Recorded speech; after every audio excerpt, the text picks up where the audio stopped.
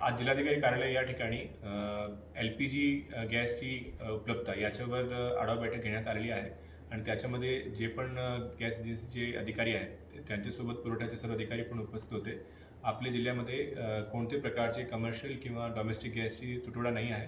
तिन्ही एजन्सीजकडे sufficient stock उपलब्ध आहे. तर सर्व नागरिकांना मी विनंती करतो की त्यांनी कोणत्याही प्रकारचे असं होर्डिंग किंवा त्याच्यामध्ये पॅनिक करण्याच्या कोणत्याही कारण आपल्या जिल्ह्यामध्ये उपलब्ध नाही आहे.